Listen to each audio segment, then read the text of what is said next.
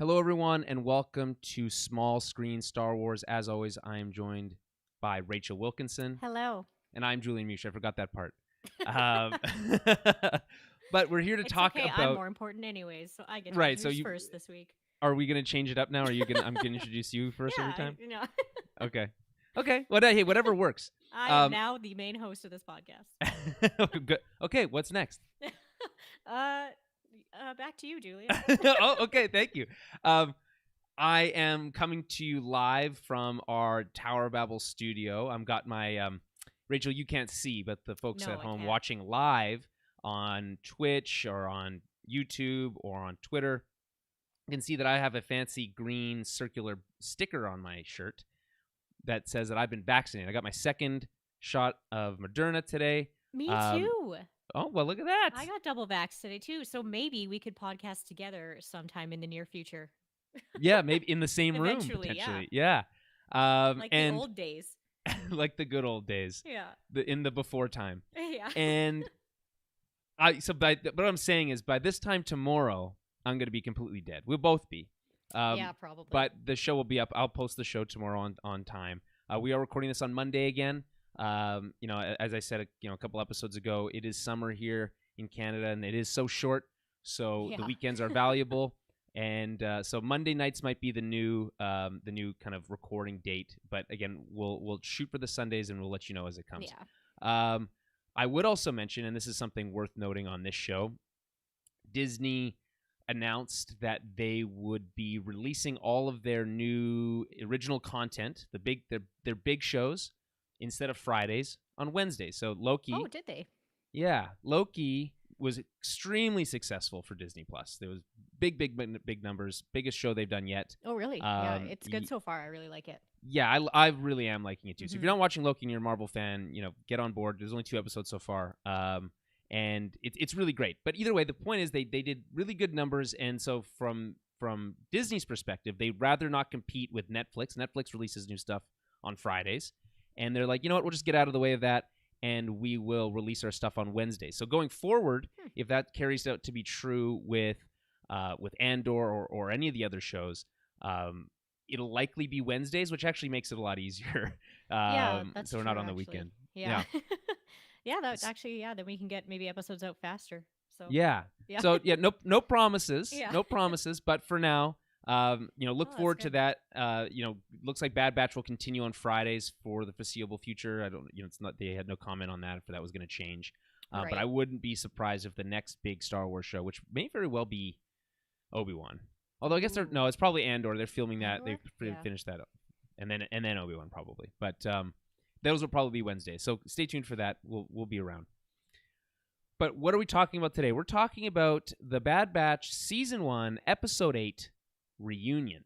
And the log line for this episode is the Batch find themselves cornered on a treacherous terrain, which is not a very good log line, I'm going to be honest. It's kind of very vague. This episode's only 26 minutes long, though I will say it feels much longer than that in a good way. Yeah, I would 100% agree with that. It did feel longer. I thought when I was coming back to my rewatch, I was like, oh man, this is going to be at least a 35, 40-minute episode. And I was shocked to discover that it wasn't. So exciting. And this is a really, really great episode. Really excited to talk about it.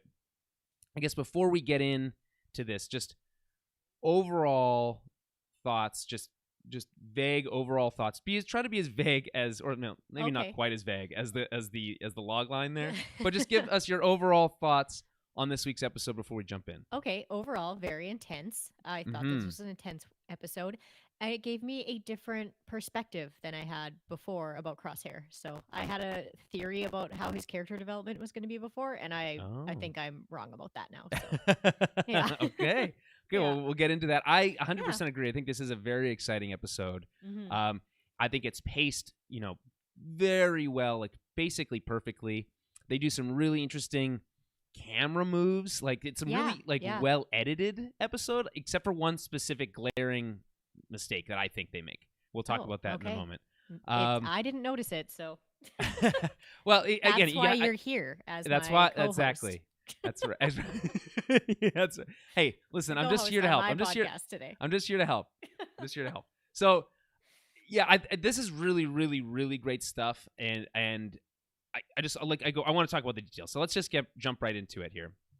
So we start back on Camino, and we see Crosshair entering into this like command center type room. We've never really seen a room like this before on Camino, and he's interrupting a conversation between Admiral Rampart and Lama Su, I believe, and he seems upset. Admiral Rampart does. He's saying that he expects to be kept apprised of everything going on in Camino.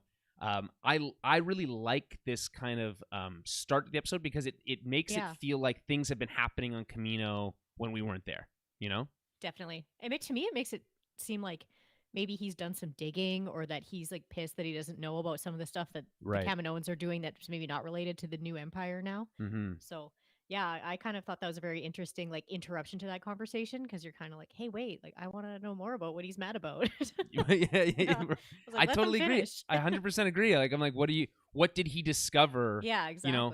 Because I think at this point, I still don't think he really fully understands Omega's potential or what the reason that the Kaminoans care. But he is quick to say here, I mean, right? So like Crosshair says that the Scrapper Guild reported a power surge on a Jedi cruiser on Braca, and Rampart dismisses it at first, right? But Crosshair goes on to say, hey, you know, it's Clone Force 99. Yes. The Kaminoan, I think it's Lama Su, says like, hey, you know, chimes in, really makes sure to be careful. Like, hey, by the way, you know, these are very valuable like assets. We should probably try to bring them in alive. And really, what they're hinting at here is they don't care about the rest of them. It's just about Omega. But they don't want to have them using lethal force, I think is the idea. Right. Yeah. So what I'm saying is I don't think Rampart fully understands the whole picture here, obviously, right? Do we know how old he's supposed to be? Because to me, and maybe it's just because of his face, like he looks young. Like he looks like a child to me that's like wearing his big boy pants. The impression I'm getting is like late 30s. Okay, for yeah. him, So yeah. You know? See, yeah, I don't know, for whatever reason, like to me, he looks like he's in his like, I don't know, early to mid 20s, and he's kind of new at this, and he's trying to like puff his chest out and. That might be true, but I think it's all relative, right? Yeah. Like if you're in comparison to the admirals that we typically see, the gray hair, mustaches, right? They're old. Yes. He's young in comparison. So he's kind of like one of those, it seems like one of those like young rising stars in the Empire, right? Yes, he's kind of ingratiated himself in with the right people, with Tarkin or whoever. But very much that like young kind of like bully attitude too, though, that they get, because they're always just like, I need to prove myself because, you know, I'm part of the Empire now and I'm going to do everything by the book. Like, I always hate them. I don't know. Yeah. Oh, you don't like the Imperials? Oh. It makes me immediately just be like, ugh. Like, they bug me. I don't know why. Yeah, no, that's fair. I mean, they suck, I think is the short answer. But I just think it's interesting because he's so flippant and be like, hey, if you find the clones there, he's like, I don't care about a bunch of rogue deserters. If you find them there, kill them, right? Yeah, or just eliminate them. Immediately, just like go kill them then. Like, I don't care. Right. Yeah. So, which makes me think that he's dealing with much bigger issues. Like, I want to know what those issues are. You're absolutely right. What is he talking about? We probably will find out. Okay, so we cut back to Braca, and that I have to call it out every time I hear it. This electro synth spooky music that they keep using ever since the final episode or season of Clone Wars, right before Order 66. They've been using this like eerie synth, and I think it's so cool sounding. It is really. It gives me like chills sometimes when I hear it, because it's so kind of echoey but quiet, and it's very unique. I like it a lot.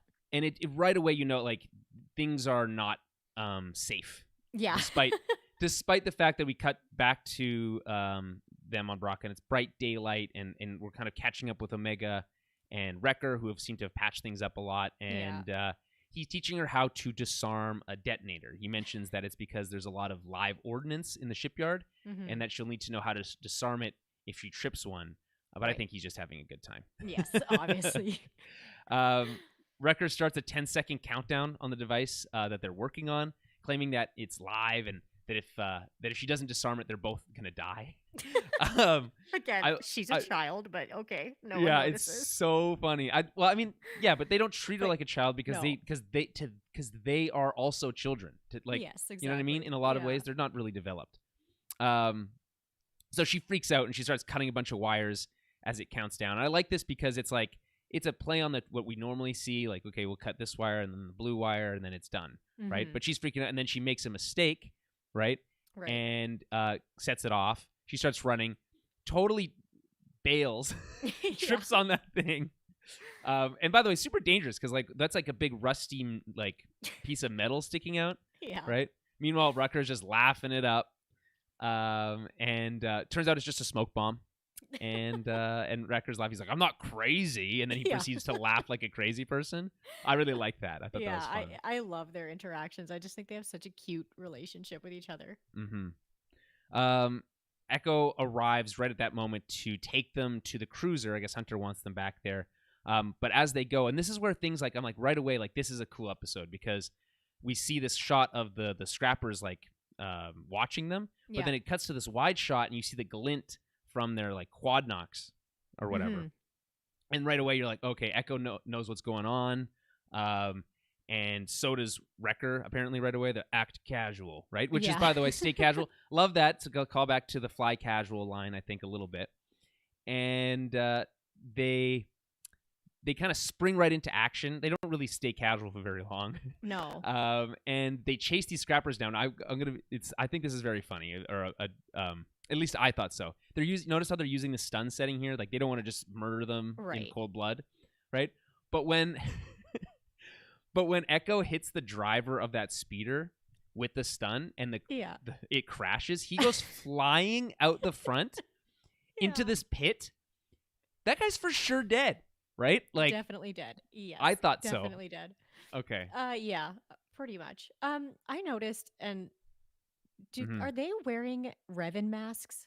Is that? No, they're like it's similar style. They're very similar. It's a is it similar not? style. Is it like I don't know whether is that supposed to be like an Easter egg? Just kind of like we made something that kind of looks like Revan or not? Like I'm not too sure. Maybe I don't know. Is Revan? I'm trying to think if Revan is even in canon yet.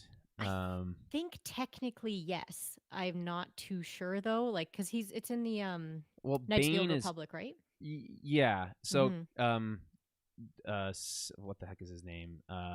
Darth Bane is referenced in the Clone Wars episode with Yoda. Yeah. But I don't think Revan is. It has yet to be introduced officially. No, I don't think he's canon. been officially like.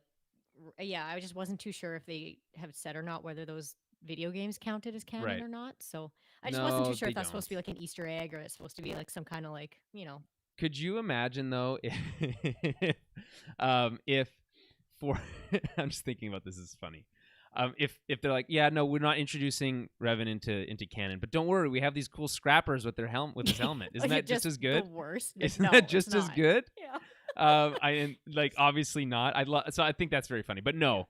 I don't. I do because there's a lot of really cool content there, but yeah. Oh well, that's for another day if we see it, I guess.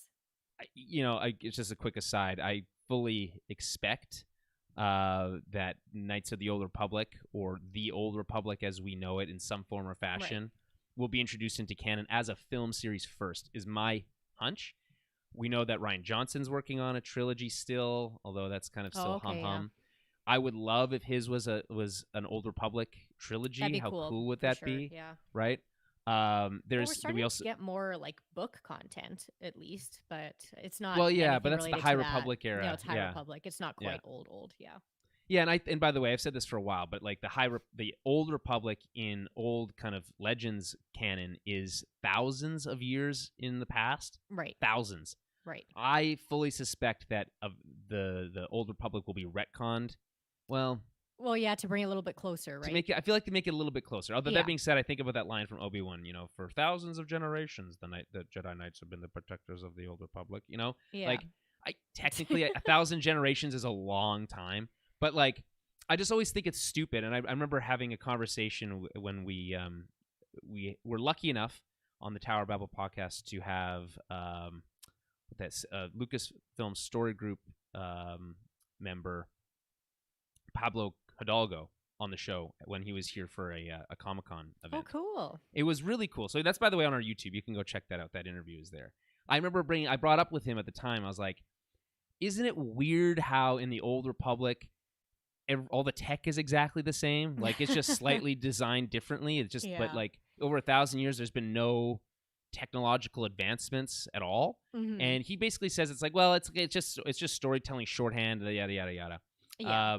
But he basically said that really the Old Republic has never been officially visualized by the official Lucasfilm story group. Like No. the people making the movies and the shows have never turned their gaze to the Old Republic, or he could have been lying. Maybe they had done so in the background, and he just didn't want to reveal that. But he's saying like basically like there's anything. There's nothing off the table. Like if and when the Lucasfilm story group decides that they're going to work on the Old Republic, what that actually looks like could be completely different. Maybe it's a lot closer to what like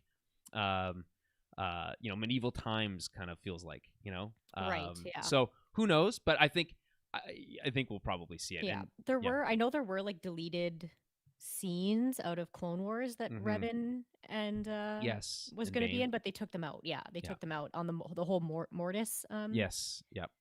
thing there for like the dark side and the sun. I think wasn't it originally going to be like Revan was the dark side? It's like, something along those lines. Like it was at least related to, but they took it out because it was just I think I think I read it on Wikipedia that George Lucas kind of asked them to take it out, or Dave Filoni was kind of unsure about using it, and then George Lucas was like, yeah, maybe take that out because it doesn't really match. Like what they were going to do with it wasn't really matching like how he, I don't know, saw the Force being used. So something along those lines. Okay. Well, but anyway, back onto the back onto the tangent episode. About Revan, but yeah, because of a scrapper helmet, and that's they were fine. wearing the similar. That's helmets, fine. So. It's fine. This is your podcast. Yeah. So we're where were we? Okay, so they're at the Jedi cruiser on Braca, and Echo reminds Hunter and reminds Hunter that Rex warned them about the scrapper patrols and suggests that they should leave. Hunter disagrees, saying that they can salvage gear and use it to pay off Sid. Right. Tech mentions that the Dianaga creature from last week, the octopus creature, likely kept the scrappers away, which meant that a lot of the armory had yet to be offloaded. So the first thing that sticks out to me here is like, you're telling me that they just crashed these ships into this planet fully loaded with ammunition? And then didn't take it off, yeah. And then didn't take it off. What a bad idea. I feel like you'd remove the ammunition first and then crash the ship. Yeah. I thought that was pretty funny too. I was like, I guess that's a way that you can get around the fact that there's still full-blown bombs and torpedoes on this ship. Exactly. But you do use Star Wars. You make it make sense the best way you can. Ultimately, it doesn't matter, but I think that's just a funny little thing. So there is a line here, and by the way, there's a couple of these from Echo where he says, we're soldiers, not arms smugglers, right? Which, by the way, reminds me, of course, a lot of the line from Mace Windu when he says, we're peacekeepers, not soldiers, right? Talking about the Jedi at the time. I think that might be a little bit of a call there. There's a reference to gathering intel from the cruiser's central computer. Now, this doesn't really come up again. Like they go to collect it at one point, but the importance of that data doesn't come back into play this episode. But I think maybe later because they don't. I'm curious what? Yeah, like I don't understand what kind of data they would need off of there, but. Yeah, I don't like what's unique to this cruiser that they didn't have already. Yeah, like they wouldn't already know, or they wouldn't really already be like privy to as because to me the only thing that would I don't know. I guess maybe they keep other things on those ships, but it's usually like ship logs and like I don't know. Maybe like things of attacks or battle logs information, battle logs. Yeah, I'm just like I don't know what else would be on there, but yeah, who knows? They don't really usually tell us that stuff. Yeah, it's but true. it's the data or the Death Star plans or whatever. So there's a reference to like I said, gathering that stuff, and then the squad makes their way to the ship to start collecting gear. Note that though they actually, while they're having this conversation, all the scrappers that they had stunned are like lying against the wall there. So I guess that guy didn't die. But is it all of them or all of them? Well, there's one? three. There's three. Was there three that were watching them, right? And then there's three knocked out. Oh, okay. So I guess they're not dead. Yeah, which I guess makes sense. But that maybe, and I feel like they maybe put them there specifically. And there's a throwaway line about like they'll be, we'll be gone long before they wake up. Specifically about put in there just so like, hey, yeah, just they didn't just murder that person. They have bigger fish to fry. Yeah. Mm-hmm. I guess. But like how whatever, long they do were those under stun fire. Guns keep you knocked out for? As long as the script requires. Yeah. Is the answer. Yeah. it depends maybe how much of a like maybe there's like a scale, like if it's really stunny, like longer, but you can set it to like less stunny maybe. Yeah, maybe different levels of stun. Yeah, that's what I'm thinking. Anyway, Tech and the squad, make their way into the ship and start collecting gear. Omega finds some thermal detonators. Wrecker finds proton torpedoes. I always like every sci-fi thing has proton torpedoes. I was going to ask you, because you might know this. Is that the same or different than the bombs that Slave One uses, or are proton torpedoes different? No, so on the Slave One they use they're like ion cannons, or well, are you thinking of the one that goes? Wow. Yeah. The coolest sound effect in Star Wars. Seismic. That's a seismic charge. Okay, yeah, and yeah, that's yeah. different. Okay, that's different. So it's like a proton torpedo, just a space torpedo, like it does the same thing. Yes. Mm-hmm. Okay. 100%. Okay, so like a submarine torpedo, but in space. Yes. Gotcha. Yes. I was just curious. This is just a general note to people who are like trying to track how like what things are in relation to like what they would be in reality. Yeah. In Star Wars, naval combat is the analog for ship to ship combat in space. In Star Wars. So when you're talking about like cruisers and battleships and stuff like that, that's right. Yeah. naval combat, right? Mm-hmm. So things like torpedoes and artillery, right? But then when you have like starfighters, things like X-wings and TIE fighters, Jedi fighters, that's like dogfights. That's like aerial combat. That's like the analog. Interesting. That makes sense. But yeah. Huh. The more you know. So yeah, exactly. So anyway, where were we? And so they Tech gets the power back on, calls to Omega because he needs her help on the bridge for some reason. And there's this really funny moment where she opens the door for Wrecker when the power's on. He's like all excited to like pry the door open, and she's like beep, and just opens. There's always this best moments between Wrecker and Omega. Yeah. Meanwhile, Hunter and Echo continue to debate their mission. I really like this kind of brief pause here, but he's like, we wouldn't have to pay Sid back if we just left with Rex, right? And right, yeah. Hunter's kind of like still seems like he's debating this a little bit, and he's basically saying like, hey, we're on a different path. He says, right? Mm-hmm. And Echo, meanwhile, is like, great rebuttal. We're soldiers. What other path is there for us? Right. And I think he's ultimately right, but but Hunter also is a little bit too, because he's looking out for the squad and Omega, and Omega's not old enough to be engaged in rebel warfare. Oh, for sure. Yeah. Especially because like they don't necessarily even know what Rex is doing right now. I don't even know. He didn't really give us a lot of information. Yeah. Did he even give them an invitation to come with them? But yeah, he said like we could really use your help in fair enough. So yeah, I think it's definitely a mix of Hunter with being like, let's maybe figure out what we want to do first. Maybe not jump into a full blown military-esque situation right away again. Right. Yeah, I see that. Okay, so back on the bridge, Tech is copying over that info we mentioned earlier from the computer, while Omega looks out over this wasteland of wrecked ships. It looks very nice. And she asks Tech, what was the war like? In this very like kind of like romantic-esque way, like romancing like the war. Not yeah.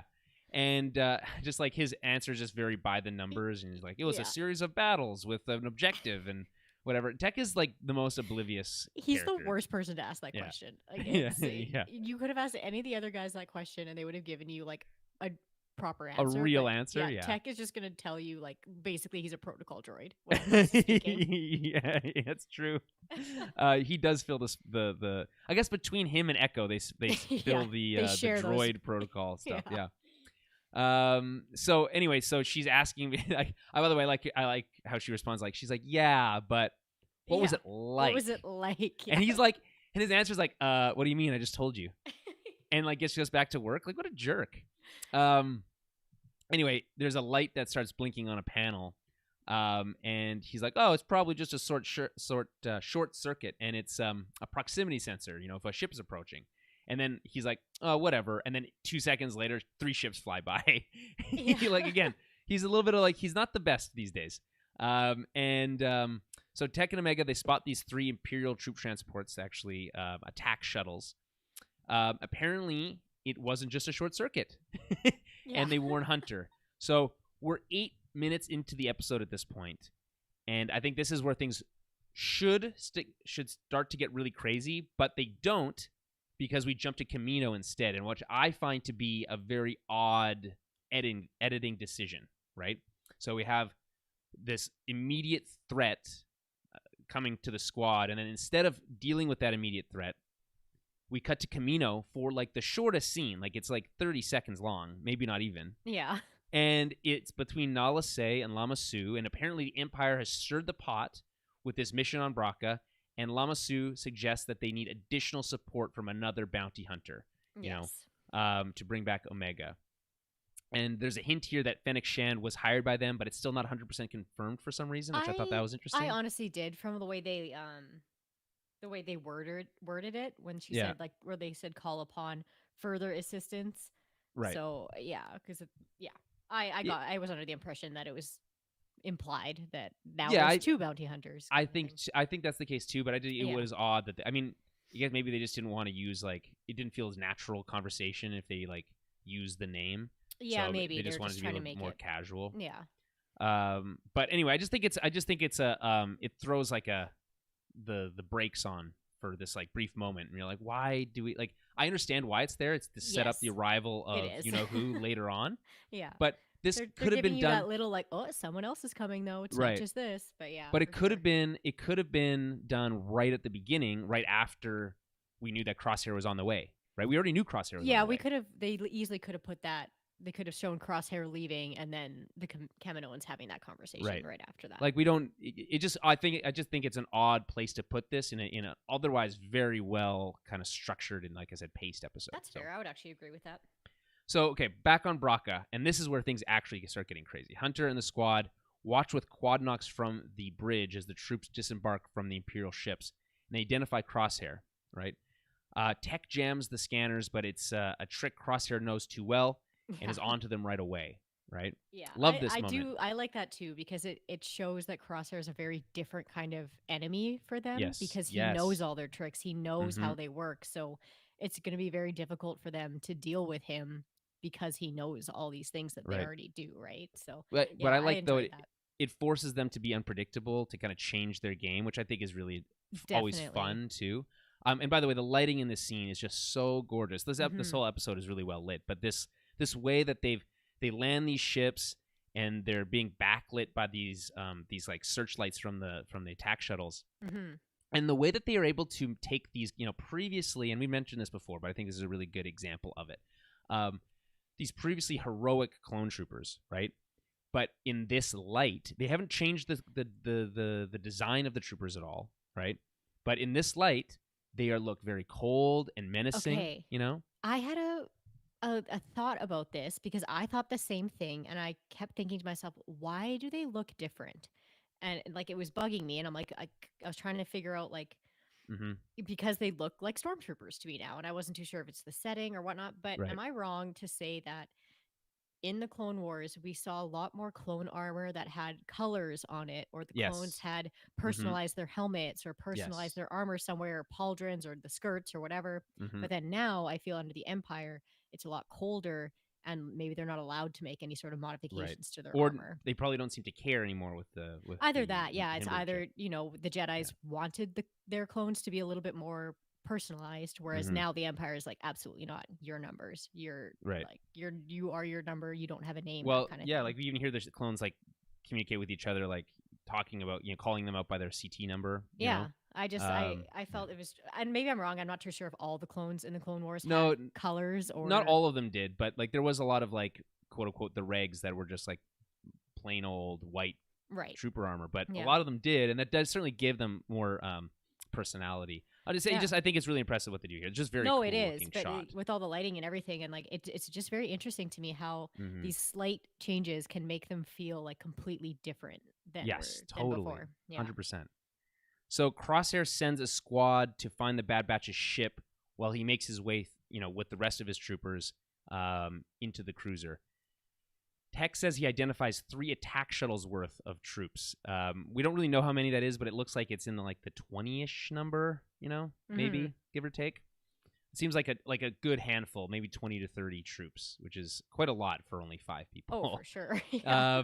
Yeah, so anyway, they identified the number, and they quickly formulated a plan.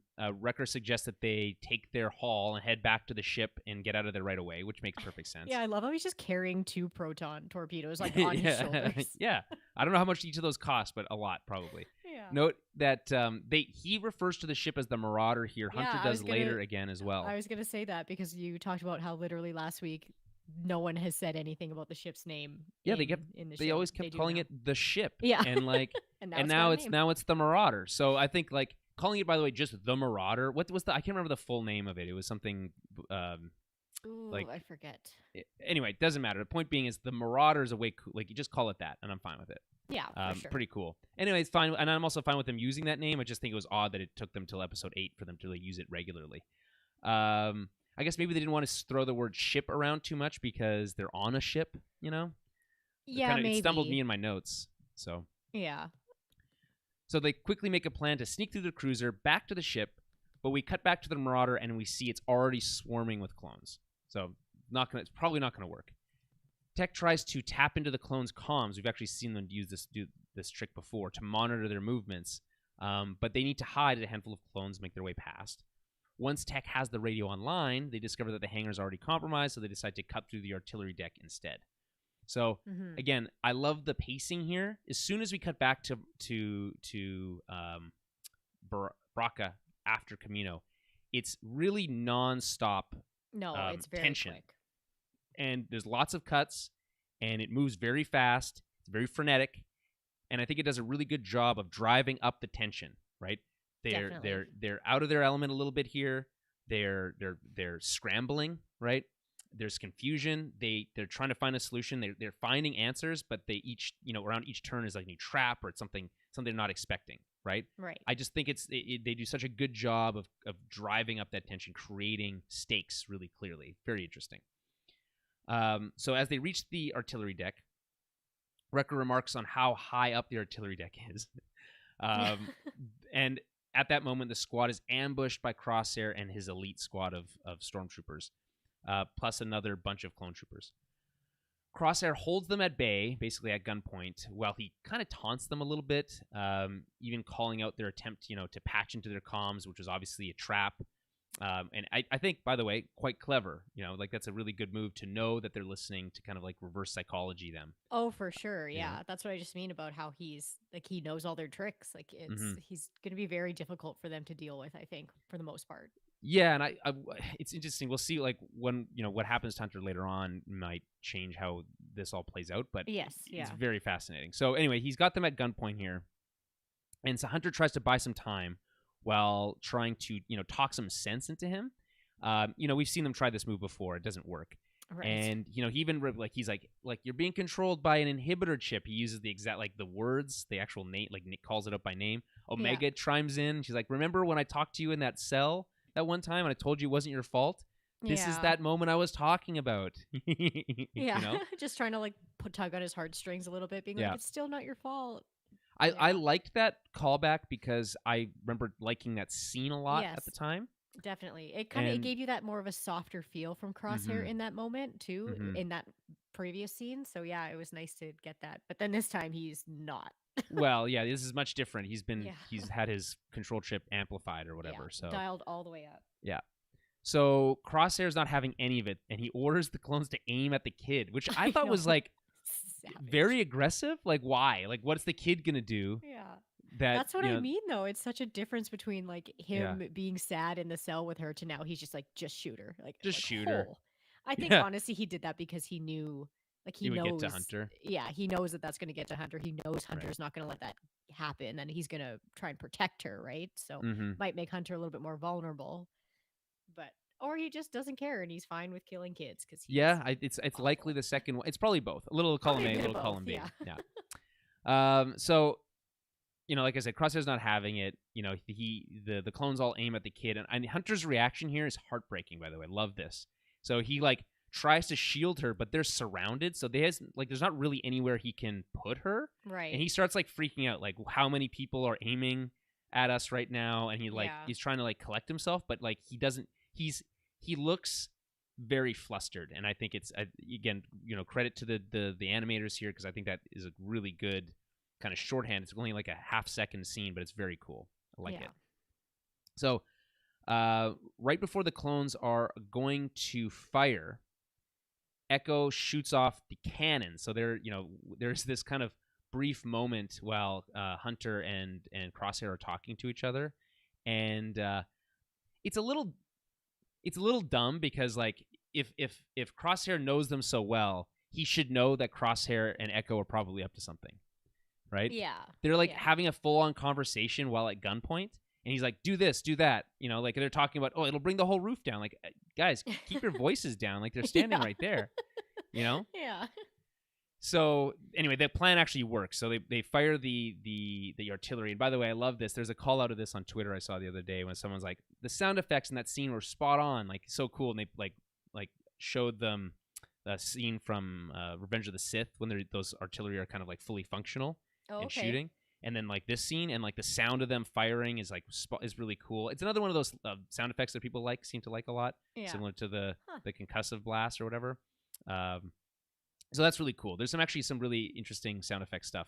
I've been and that might be the reason I might be noticing this more. I am following the sound effects guy from Lucasfilm on Twitter, so that might be surfacing it more than I expected. But anyway, so I've been noticing that really cool stuff there, including, by the way, when Wrecker throws the proton torpedo at that flamethrower trooper. It goes pa-ting.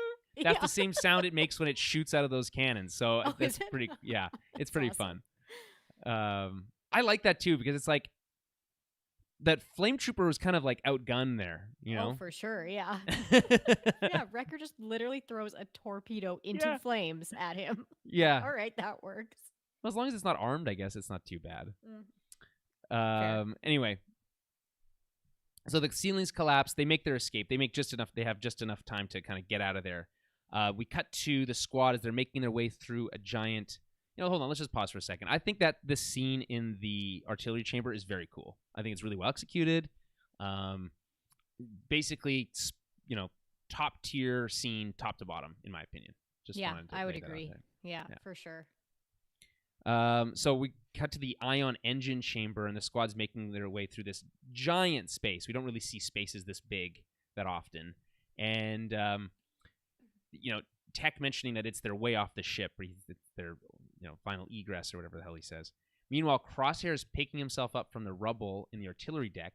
His troops can't seem to find the rest of the squad, so he calls for a shuttle and sends one of his special troopers up to the bridge to wait for further instructions. I really like the look of him, waiting for the shuttle, and it comes up and then the lights are shining backlit. Yeah, I thought that's a really cool look. Yeah. And so back in the engine chamber, the squad is about to exit. They're about reach the end. They're kind of sliding their way through, kind of climbing their way, and they're kind of having a brief chat. They're just going to talk about what Omega's never been in an ion engine before. Tech's trying to talk about the specs and the heat, it can sustain heats of a lot. And Hunter's Wrecker's no one cares to the wall because he's still scared of heights. Yeah, exactly. And anyway, so that's just a quick moment. But as they reach the exit, Tech narrowly misses getting shot by Crosshair. As he's set up to snipe them. Mm-hmm. And I just like the look, this really brief kind of blaster bolt goes flying by, Hunter grabs him, pulls him into cover, and then we cut to Hunter's scope view, first person view. And I just think that's a really cool kind of action. Oh, you mean sequence. Crosshair's scope view? What did I say? You said Hunter's scope view. So Crosshair's scope sorry. view. I was like, wait, what? No. Okay, no, again. But there's this moment where Crosshair's yelling, I think, at them, but it sounds like he's talking to himself. It's not clear. Is he close enough that they can hear him? Because they don't talk back. But he's like, I told you before, you are surrounded. Yeah. Right? And I'm like, I assumed he's kind of yelling at them because from the scene later, he's pretty close to that engine. So yeah. Yeah. It's weird because they don't react. So I'm like, that's true. All right. Whatever. I talk to myself too. It's normal. Yeah. So the squad decides to double back, but as they do, they hear this very loud sound, and apparently the engines are coming back online. And you're like, because the thing is, right, the second you see the squad in that engine chamber, you're like, oh shit, Oh, of right? course, Like, yeah. did you think the same thing? I thought Yeah, so. I was like, as soon as basically Crosshair knew that that's where they were, I was like, oh, it's gonna be bad. You can't just climb through an engine chamber and that Right. not be a good idea. But yeah, But like, there's I guess this moment where you're like, like this ship is like crashed. Like, is the right. engine's Yeah, really you're gonna like, is turn it, on? yeah, Like, I don't know. So anyway, they're the engine's about to turn on. Now they're stuck between an engine that's about to incinerate them and a squad of troopers ready to light them up the second they pop their heads out. So they have to kind of come up with a plan really quick. I like how Wrecker suggests Plan 7, which I think is a callback to the first episode when he doesn't know any of the plan numbers. oh yeah, And like yeah. Echo's like, Plan 7 has nothing to do with this situation. He's I like, love it. okay. See, So I they thought maybe that was the only one that Wrecker knew, and it was just blowing shit up. right. So I don't know. It's not clear if they actually use that as a tip here, but Hunter's like, what can we do? And they quickly Yeah. formulate a plan that they're going to detach the chamber from the engine, causing it to collapse using the proton the detonators that they've been carrying around with them, right? And they place them. I think, by the way, this is kind of funny because like you see Crosshair like pointing his flashlight and kind of like, this is where we should put all this stuff. And you got to think that Crosshair can like see him pointing the flashlight and stuff, Yeah. right? Yeah, And he's that's just true. like they're not really making a move, but he knows. He's like, well, whatever they do, the engine's coming online in like a couple seconds, so I should be fine, right? And so they jump into action. They only have 2 minutes. They place the detonators around. I don't know how they got all the way up to the top. Whatever. They place the detonators around, and just as the engine's about to come online, in fact, Crosshair even says, they turn them on, bring it up, let's go. And it's just like, I'm like, man, that's really cold-blooded. Like, Yeah. he's like holding his right? scope, and he's like, you know, they're gonna get incinerated. So he just like puts his gun away and starts walking, turns his back on it. But as they do, the plan works, and the engine's like, there's this a big explosion. I think looks really great, and then the chamber collapses, and as it does, Hunter turns around to try to get a shot on them, but the engine turns on, and he gets like burnt. Yeah. Like, yeah. Yeah. I don't know how to describe it. He gets like caught in like the wake of the engine, of these giant Yeah, it's just ion like blasts. the heat. Oh, yeah. Yeah. And it's like you can just feel, no, not feel, but like see his face almost like sizzling off. Yeah, Yeah. I it's was like, not. ooh. It doesn't look comfortable, and like him and the rest of the clones that are with him just get knocked back, like boom. Yeah. Like, I think it's just a really cool look. Oh, for sure. Yeah. And so anyway, he's being completely burnt. I think that's it, which I think is going to be very cool for him. Yeah. He's later. going to be much scarier looking. And Yeah. this is kind of like where I started thinking, I don't know if he's going to get Oh, I a don't- redemption arc. well, But I don't. if he does, it'll be like we said, it'll be like a last second like sacrifice himself. Yeah, I think it's play. going to be very difficult now because it's like too much has happened Right. between Yeah. them now. Like, I understand that from the Bad Batch's point of view, like they might be able to forgive him, Right. but 'cause it's I not his feel fault, like right? he might not be able to forgive Forgive them for himself. burning his face and for Well, that maybe. kind of stuff. Too. Yeah, Not I necessarily burning his suppose. face, but everything, right? Like it's. Yeah. I don't know. We'll see because he's just getting more evil. So Well, I mean, just we haven't had enough time with him. I would like to get a Yes, little bit that's more true. perspective. I mean, the last time we saw him, he was sitting in his bunk and he was looking at the markings on the wall, like where him and the Bad Yeah. Batch used to, yeah, and he like looked sad about it. So like, it's true. what's that all about? You know? Yeah. And maybe the being burnt to a crisp will affect his inhibitor chip. Maybe, who knows? It's like he just tried to burn them alive, though. Like, Yeah, it's- yeah. But again, he it's is not his not fault. holding back. It's, Yeah, it's not his fault. that's true. So the fall has separated Hunter and Omega. So the structure breaks apart. Hunter and Omega are separated from the rest of the squad. How convenient. And they agree that they're going to meet up at the ship, but Hunter and Omega are under attack from one of the attack shuttles. That doesn't play out for literally. That's the only time they're under attack. It seems like. And meanwhile, Crosshair is getting medical attention. They call Mhm. back to the clones guarding the ship, and I love this. By the way, I love this transition because Yeah, this me clone is too. calling in, and then they cut to this like the clone trooper's head, and it's like normally it's like straight up and down vertical, but then the camera tilts, and Mhm. you actually realize that he's actually knocked out. Yeah, And I just think that was like, wow, what a cool scene transition. I thought like, wait, what a different, like we were so used to the wipes in Star Wars, right? yeah, Like yeah. screen wipe or sort of like the rotatey wipe. There's a lot of them, Mhm. But this is so cool and different. I thought that was like, wow, what an interesting move. There's a lot of I found this episode had a lot of different Dutch angles, which just means that the camera itself is not on a flat axis, so it's tilted to the side a little bit or completely upside down potentially. This is I think they did such a really interesting job with the cinematography of this episode, and that's just like one little example of it that I think was really cool. So we see that the clones on the ship have been completely taken out, right? As Hunter and Omega arrive, and then you cue this Western style flute sound, and you're like, oh shit! I immediately know. I was like, oh, it's Cad Bane. Like you just know. So I wasn't sure at first, but like, oh really? Yeah. No, not at first. As soon as you hear, as soon as you know it's going to be a bounty hunter, and as soon as I hear Western music, I'm like, it has to be Cad Bane. Like there's no one else that they would give that to. Yeah, I mean, you could have potentially it could have been Boba Fett. I guess there's a chance there it's Boba. I guess, but still, when it's like that Westerny, because Cad Bane's like literally the gunslinging. Yeah, I don't know, cowboy hat, weird drawl, like. Yeah, no, I agree with you. I'm just saying there was a side of me that was like, oh, interesting. That's fair.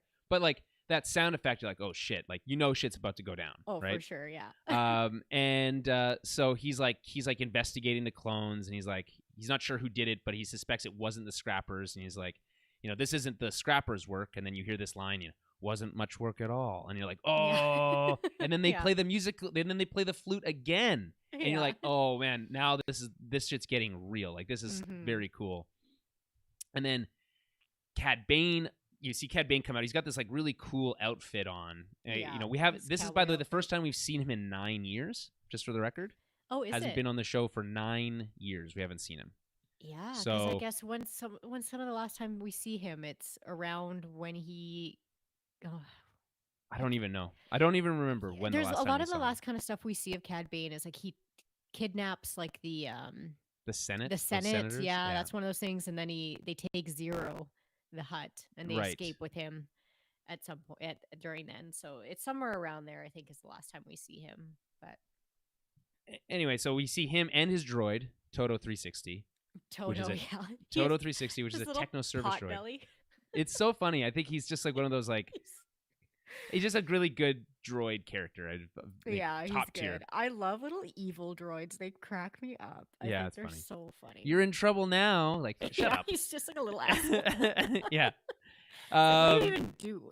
Yeah. Well, more than you think, apparently. Anyway, he starts talking, the two of them, like having a brief conversation. There's kind of these like one line back and forth, and I just like a couple of these are really good. He talks about how he's taken out so many clones, and once you figure out one, you figure out them all. Mm-hmm. And, Hunter's like, well, you're in for a surprise, right? And his response is, I doubt that, which is so badass, right? Yeah.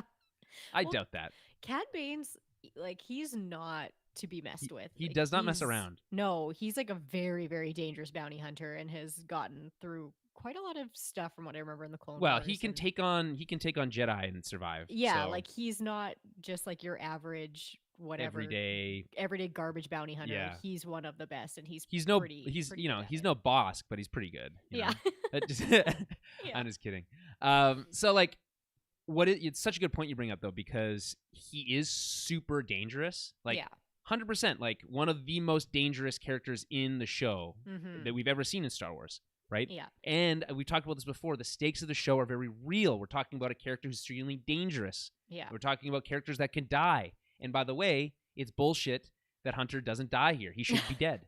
I think he should be dead. I think it would be a really badass move to kill Hunter here. I think it would have been cool, and they didn't do it. He was dead for a minute. I was like, at first, I was like, holy shit, did they just kill him? I was ready for it. I was ready for it. Yeah, I was too. And he gets shot through the chest. Looks like at the heart. And is like survives, Yeah, I have questions about that, but I don't know. It's they'll give us some explanation about how his armor is more advanced, it protected him more, just missed his heart or something. Who get shot in like they're done, die. Yeah, but I guess there's also the whole thing of like, oh, like in real life, not in our real life, right? Guys are wearing Kevlar and they get shot in the chest. It's like, yeah, it still hurts, and they can still kind of like knock the wind out of you and knock you if you like smack your head on the ground. So I'm like, is he unconscious? Is he just hurt? Like, yeah, I don't know. Confused as to why he's knocked out when he gets shot in the chest. I think I think a lot of people get knocked out from being shot in the chest, for the record. Fair. I guess just from So, the pain. Yeah. Yeah, I mean, well, just the shock of it, Yeah, just that's fair. completely. So, Yeah. there's this couple other one-liners, so he's like, "Who hired you?" Right, and he says, "Son, that's confidential information," and like he just so like calm and collected. Yeah. And then she's like, "I've come for the kid, and she's with us. She's not going anywhere." And then his response to that is, "That's unfortunate for you." Yeah. And it's like, oh shit, Yeah. oh, shit. He's just so confident. I want to see that meme with those people going like, "Whoa!" like around that person every time there's a sick burn. That's it could have played like 4 times in this scene, Yeah, pretty much. Is it the same voice actor or is it a Yes, the different voice original actor? Is it? voice Okay, actor. I Yeah. thought he sounded different, but maybe that's So just it's me. the voice actor is Corey Burton, and he's actually Okay. he has a storied history as a voice acting. actor. Oh, okay. In fact, he also voiced Count Dooku on the Clone Oh, okay. Wars, which, by the way, for the record, never really liked Count Dooku's Clone Wars voice. I always thought it was kind of stupid sounding. Um, it was like always just a little. The weirdest thing for me. Well, his like But- pointy beard and everything Yeah, too. and a Like, really long face. yeah. Yeah. So, have you ever? By the way, have you ever seen that? Someone like photoshopped the actual real like life actors to look like the same shape as the Clone Wars like versions Oh of them. God. And it's so funny. It's so funny. I would I recommend bet looking you that up. Dooku's looks insane. I'll have to It's look the that up, dumbest but- one. It's 100% the dumbest one. Yeah, for sure it is. No, So, for yeah, it's whatever like- reason, I thought Cad Bane sounded a little bit different, but maybe it's just me. So Yeah, so this guy's played Hercules in the 1997 Disney movie. He played Hugo Strange in Batman Arkham City. Okay. He's been in Transformers movies. Like, he's really been like a little bit of everything. So well, he does a very DuckTales, good Crash Bandicoot. job with Cad Bane. I enjoy. Yeah, I agree. I like 100 yeah. Cad Bane's like drawl and his everything about his character. He has a very like silky kind of voice to him. Right, like he's like, if you weren't a bounty hunter, you could make a really good career as a voice actor. Yes. So the two of them have a standoff, and it's like maybe the most Western thing we've ever seen on Star Wars. Like, Yeah. it's just the music. Like, they've done everything shy of just using the good, the bad, and the ugly music. Yeah. Like, that's Yeah. in there. It's just slightly tweaked, and Yeah, It's your just really classic cool. duel. yeah, they're like, he's like the way that they're standing with like their hands just over their pistols, Mm-hmm. and it's just like the music cuts out for just long enough, and you're like, what's gonna happen? Because you don't know. You think you're like, well, these stories usually go one way, right? And it doesn't go that way. Hunter loses. What's interesting though is that as he gets shot, he gets a shot off and actually blasts the foot off of Toto. Yeah. Not that it seems to prevent him from moving around very much. He's just like, calls it his my booster." Yeah, his Yeah, booster. my booster. Too funny. And so there's this after he's shot. There's this. It cuts to a wide shot, a really wide shot, with Omega kind of crouched over the body of Hunter, and they're being lit by those same lights that we talked about before on the attack shuttle. Is Right. lighting them, and then on the other side, the far left side, you have Cad Bane standing in shadow, with just like a moonlight kind of streaming through a crack. It might be one of the most beautiful. Like, I would put that up on a wall. Like, it's very, very cool looking, is what I'm saying. Yeah, they did such a good job this episode. Yeah. It was so beautiful. I don't know how else to say other than the fact that it was just beautiful. It was stunning. It was absolutely Yeah. stunning. So you're like, whoa, this is crazy. So Omega tries to help Hunter, but as she pulls out her bow, Toto intercepts it, and then Bane stuns her with Yeah. again, another one-liner. Toto like beats her with his own leg. Yeah, yeah. Well, and sorry, little lady, and then shoots her with a stun. Oh yeah. So cut to Crosshair, by the way, he's now getting oxygen from the medics, and he's being bandaged up. His face is all bandaged up. And he's looking very Anakin Skywalker I was gonna right say after he looks being very burnt. Vader-y, yeah. Yeah, Because he's got right? the breathing apparatus and then his eyes all patched up. So I'm curious. Well, if everything about that's- it, like it's the shuttle with the clones on it, right? Like Yeah. when the bandages, the Yeah, oxygen. everything. It's like it's all very spooky, and I Yeah. think intentionally calling back to Vader on Mustafar. So Definitely. I think that's very kinda, cool. yeah. I'm curious if we're gonna see more of a like if any of this is gonna be a little bit more permanent for Crosshair, whether we're Oh, gonna see him 100%. They don't do like. that, Do you and think you're then gonna have to use the breathing thing forever well, now, no. See, or that's too far. So if they give him the Vader breather, that's too no? much. Yeah, You know. But I but think he's you'll gonna get have a to messed up see. face for sure. Yeah, well, he'll have some cyborg parts and whatever. It'll look very cool and very menacing. Yeah, definitely. I But think he's I gonna think look even cooler. yeah, 100. Like I just think with the idea here is like, hey, in case you weren't sure, he's definitely a bad guy. Yeah, I think is what they're kind of doing. now he looks more like a bad guy. Yeah. We're gonna give him that Terminator Although eye. he already did with that when he changed to his new kind of outfit though. Yeah, for sure. And so we cut back to Hunter, and by the way, this is even cooler. Like we just did all this I love cool this stuff, shot. and we cut to black, and then we hear this like boot up sound, and it's a first person scene Yeah, from Hunter's perspective. very as cool. We hear, and by the way, the sound effects here, this is referenced on Twitter. The exact same boot up sound effects that you hear from Republic Commando in that video game. When you're playing as the commandos. So it's the same sound, like boop, and then like coming online. So I think that's like a cool callback. Oh, I loved everything in this. The fuzzy audio at first. Oh, and, it's it so was dope. good. Everything. It's very like Saving Private Ryan a little bit. Okay, yeah. Very Yeah. frenetic.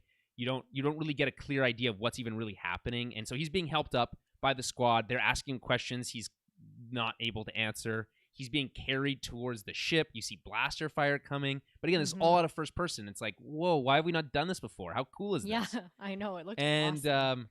they get on board. The ship takes off. And by the way, even the shot of them firing at the ship as it takes off looks super cool. Like everything at this point looks cool. We get on the ship, and there's this really brief scene with Hunter telling Wrecker that Omega was taken by a bounty hunter. And then we cut to black.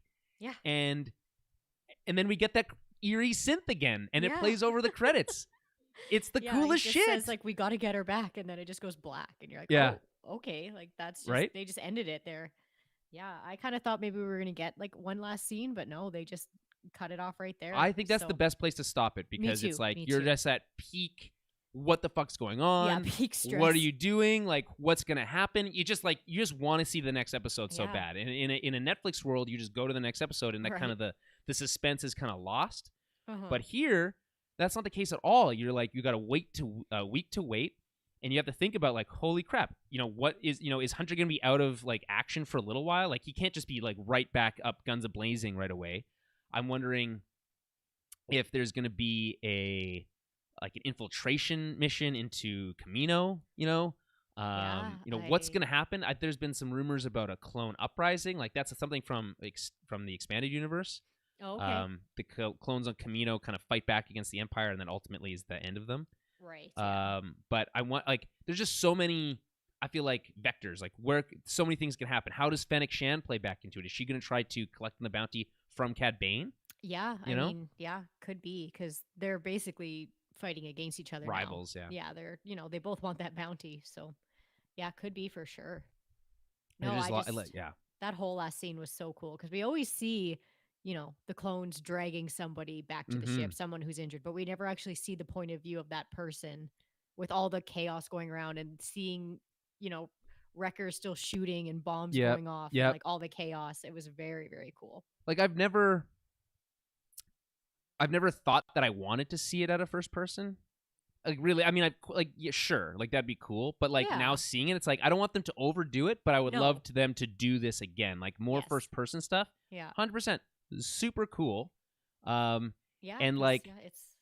it's funny though because like how like we see the different types of visors everyone has. Hunter's field of view is very limited. Yeah, in that visor, like it's just one slit. It's like looking through a knight's helmet. Maybe that's why he has his helmet off all the time. Almost, that, and he wants to show off his sick flow, his sick tattooed face. Yeah, that too. All right. So any final thoughts? I think we kind of.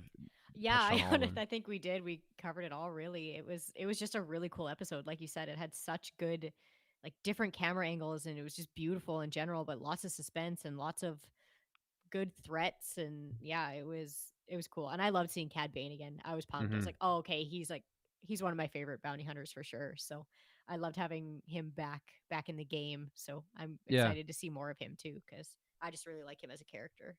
Yeah, and by the way, we didn't touch on this, but this scene is very much reminiscent of the Boba Fett Cad Bane scene Oh that yeah.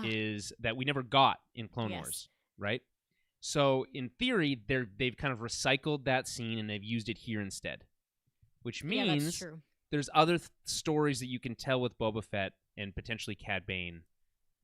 And we know that there's going to be. By the way, Tamura Morrison mentioned in a I think it was an interview somewhere the last couple of weeks. He said that there's going to be flashbacks. There's going to be scenes of a younger Boba Fett. Oh, cool. And so what does that mean? I don't. Who knows?